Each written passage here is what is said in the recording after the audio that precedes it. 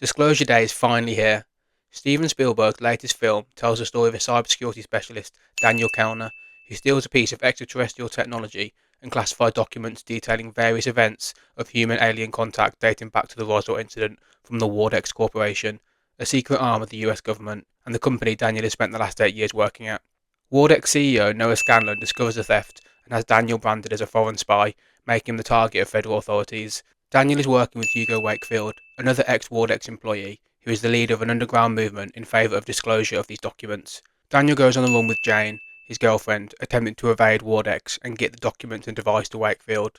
At the same time, television meteorologist Margaret Fairchild is preparing for work when a cardinal bird flies into her home, briefly observes her, and then flies away. The incident awakens psychic abilities, allowing Margaret to understand the thoughts and emotions of others and unconsciously communicate in languages she has never learned. Daniel and Margaret's fates are intertwined, and the rest of the film follows as they come to terms with their histories and their destinies, as well as trying to tell the world about what can be found in the documents and videos which Wardex has kept secret for so long.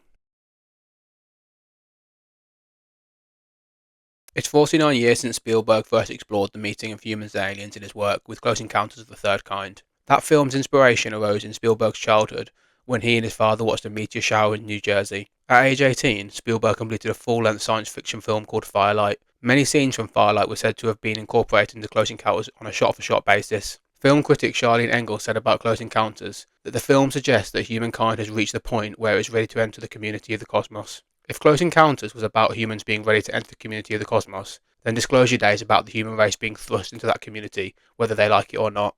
This film comes at a time when there have been a stark rise in the number of ex-US Air Force, Navy and other military personnel coming forth and suggesting that they've had experiences within the military which are just unexplainable. Additionally, the US government have been releasing all sorts of previously classified files and documents, with as recently as this week the publication of 72 files from the FBI, CIA and Pentagon revealing testimony videos and artistic depictions of what officials called unidentified anomalous phenomena, or UAP. If there's one thing you can say about Spielberg, it's that he sure is at the forefront of many culturally important moments. The invention of the blockbuster, use of CGI, artificial intelligence, and now alien life.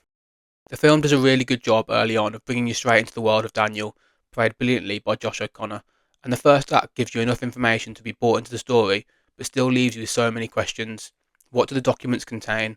Why do Wardex not want to release them? Who is Margaret and why is she important? Emily Blunt somewhat steals the show with her performance, in particular with two scenes where she fluently speaks both Russian and then Korean. No small feat to be convincing.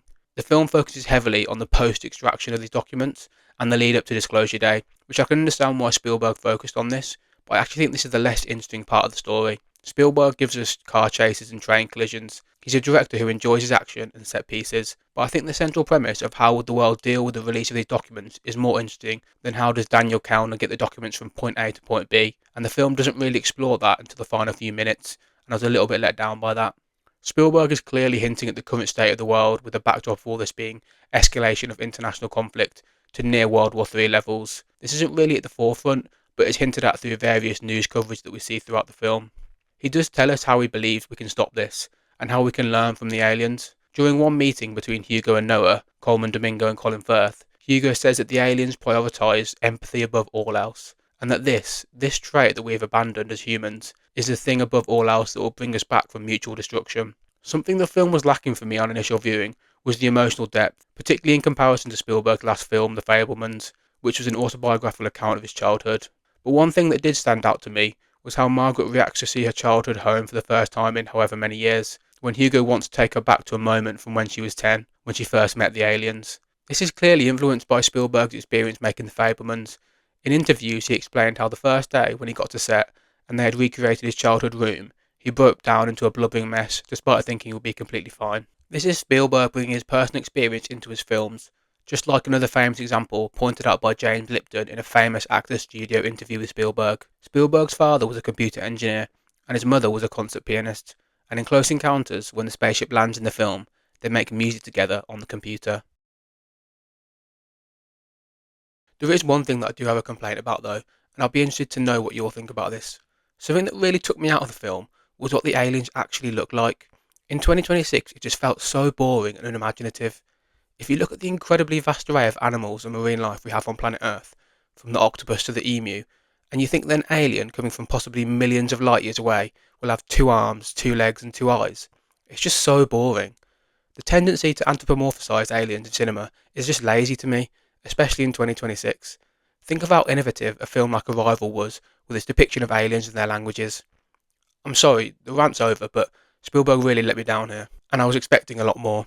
My initial thoughts are that this isn't one of Spielberg's best, and may not be his best film about aliens, but I can see this film having a long shelf life, and much like with AI or Minority Report, a film that we will return to in years to come and looked back on as a turning point in the societal debate around extraterrestrial life.